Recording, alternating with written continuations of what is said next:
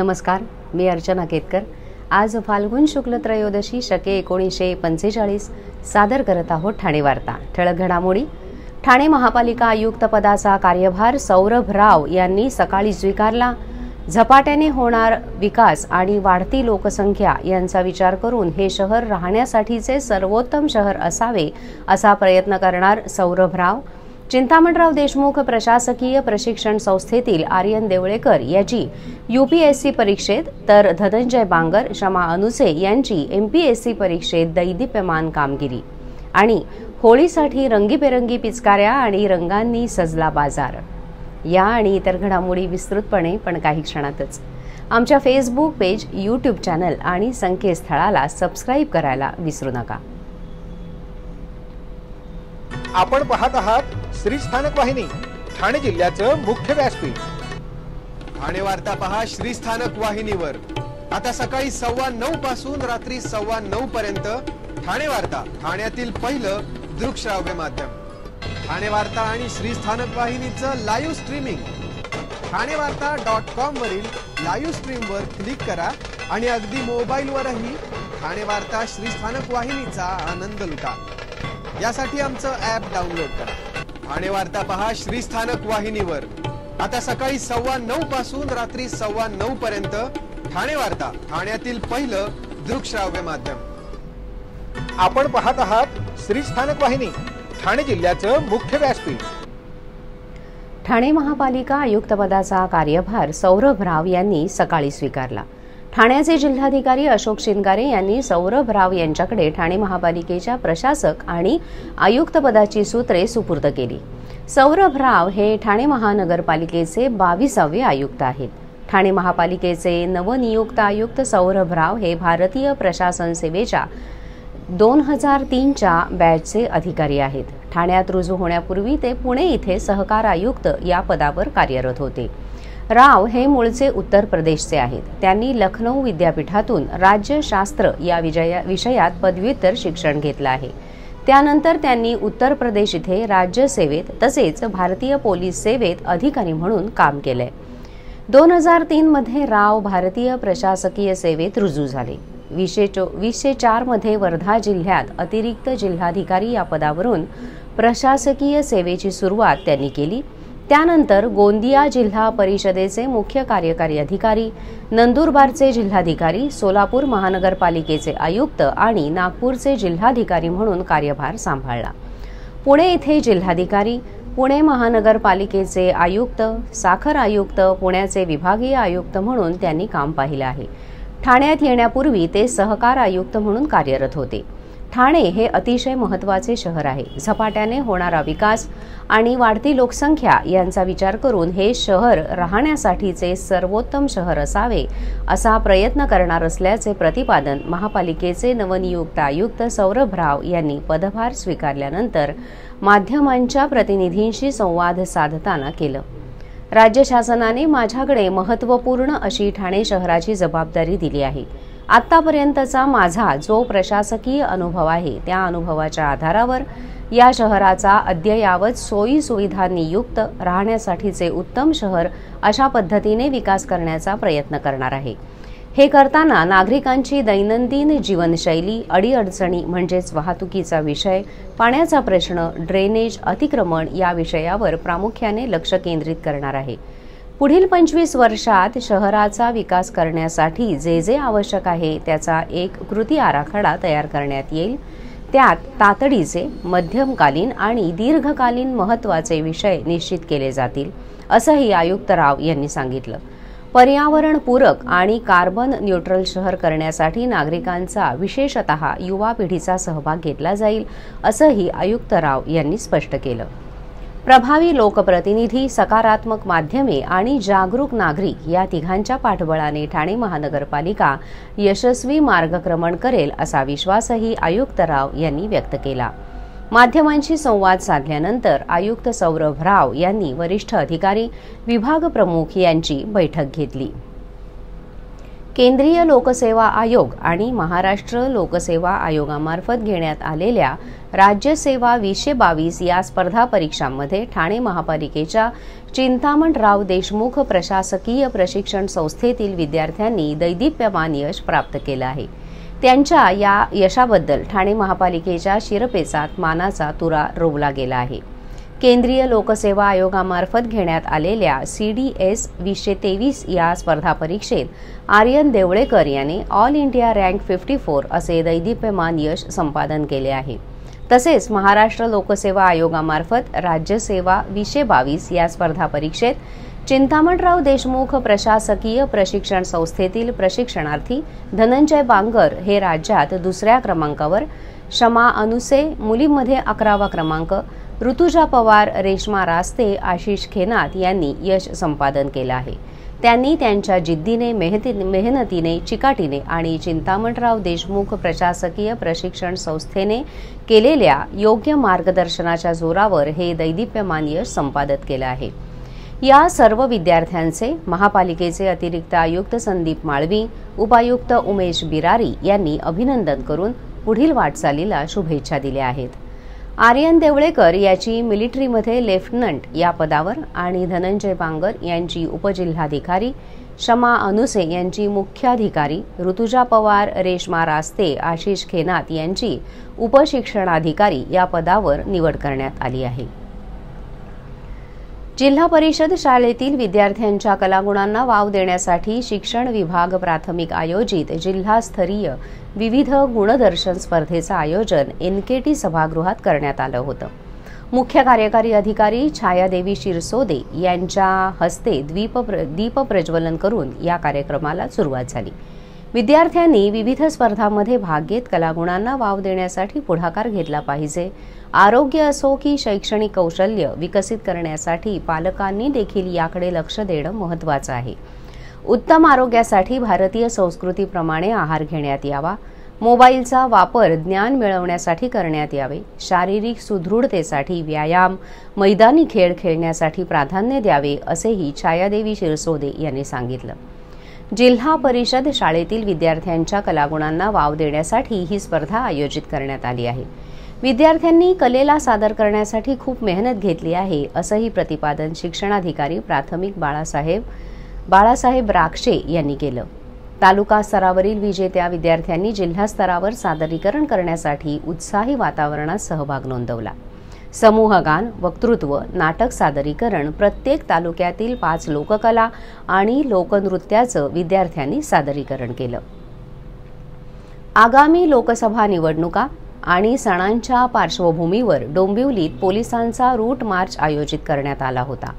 डोंबिवलीचे सहाय्यक पोलीस आयुक्त सुनील कुराडे यांच्या मार्गदर्शनाखाली Dombivli police Thane, Manpada police Thane, Tilaknagar police Thane, Vishnunagar police ठाण्याचे वरिष्ठ पोलीस निरीक्षक यांच्यासह पोलीस अधिकारी कर्मचारी यांनी डोंबिवली जिमखाना, शेलार चौक, टिळक चौक, इंदिरा चौक, डोंबिवली पूर्व ते डोंबिवली पश्चिम कोपर ब्रिज, सम्राट चौक, मच्छी मार्केट मधून रेल्वे मैदानापर्यंत रूट मार्च करण्यात आला। यापुढील घडामोडी एका छोट्याशा ब्रेकनंतर। कुठेही जाऊ नका, पाहत रहा फक्त ठाणे वार्ता। ठाणेकर मालमत्ता करदात्यांसाठी करातील व्याज माफी अभय योजना। सदर योजनेस मुदतवाढ मिळाली असून ती दिनांक 15 जानेवारी 2024 पर्यंत वाढीव मुदत देण्यात आली आहे। यानंतर मात्र म्हणजेच दिनांक 16 जानेवारी ते 31 जानेवारी 2024 या कालावधीमध्ये मालमत्ता करावरील 50% व्याज माफ असणार आहे। तरी सदर व्याज माफीच्या अभय योजनेचा ठाणेकर करदात्यांनी लाभ घ्यावा। महानगरपालिकेच्या कोणत्याही संकलन केंद्रावर कर भरण्याची सोय आहे। ATM, डेबिट, क्रेडिट कार्डद्वारे कर भरण्याची सुविधा उपलब्ध करून देण्यात आली आहे। सोमवार ते शनिवार या दरम्यान सकाळी 10:30 ते सायंकाळी 5 वाजेपर्यंत संकलन केंद्राची वेळ असून करदात्यांच्या सोयीसाठी रविवारी संकलन केंद्र सकाळी 10:30 ते दुपारी 1:30 वाजेपर्यंत सुरू ठेवण्यात येत आहे। यासोबतच ठाणे महानगरपालिकेच्या propertytax.thanecity.gov.in या संकेतस्थळावर ऑनलाईन पद्धतीने मालमत्ता कर भरण्याची सुविधा उपलब्ध करून देण्यात आली आहे।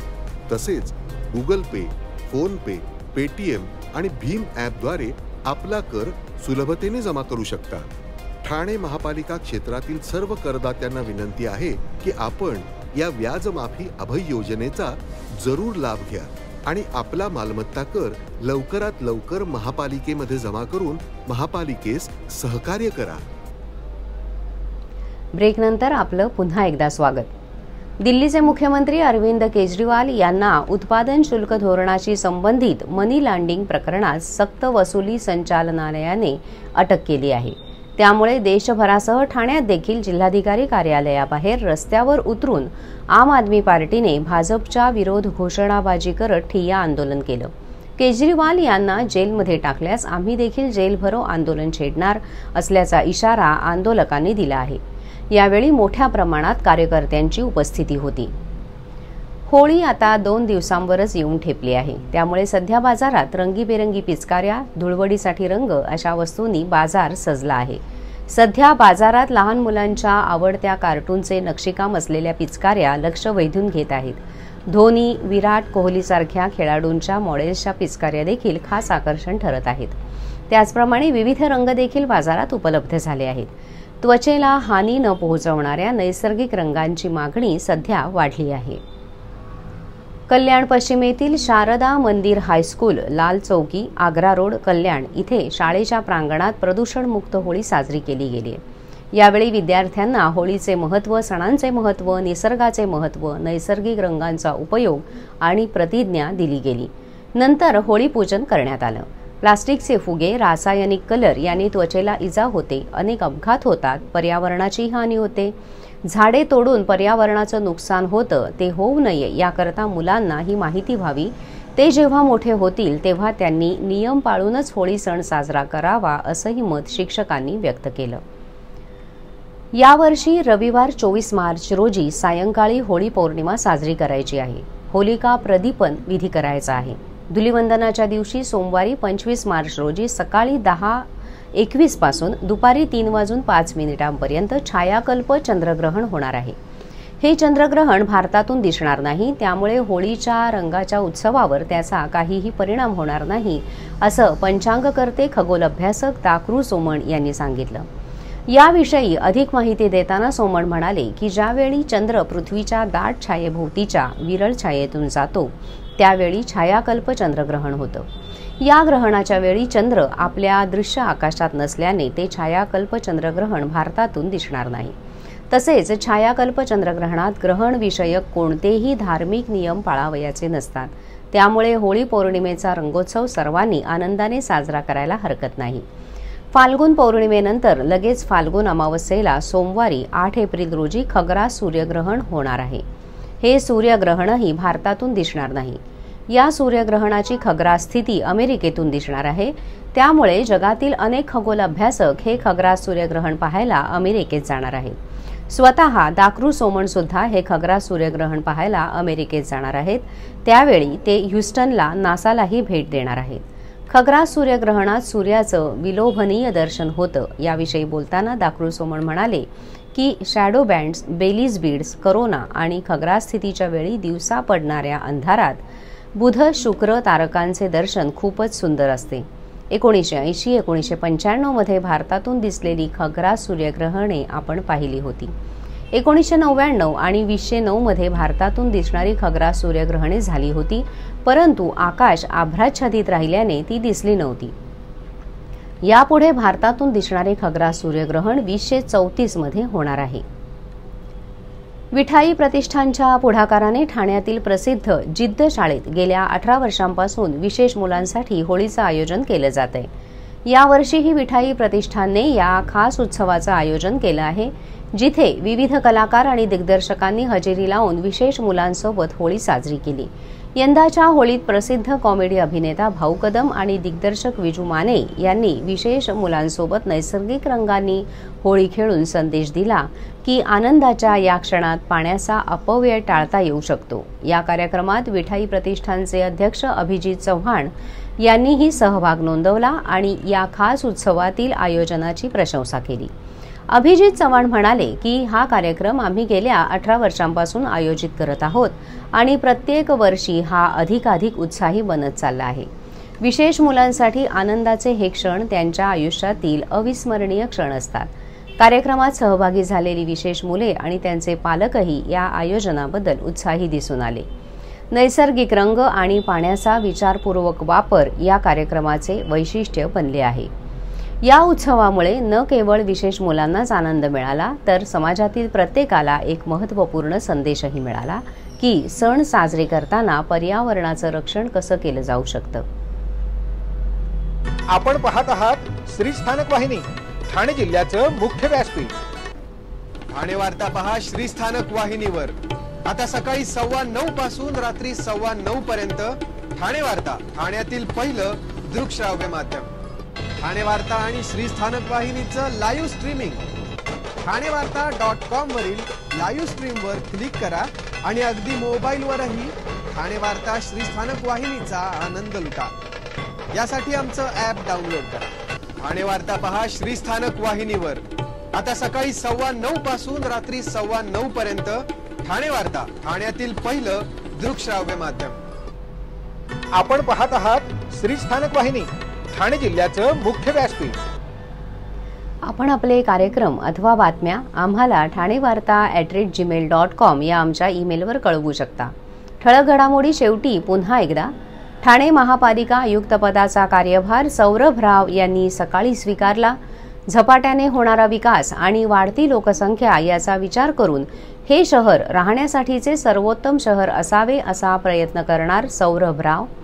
चिंतामणराव देशमुख प्रशासकीय प्रशिक्षण संस्थेतील आर्यन देवळेकर याची UPSC परीक्षेत, तर धनंजय बांगर, शमा अनुसे यांची MPSC परीक्षेत दैदिप्यमान कामगिरी.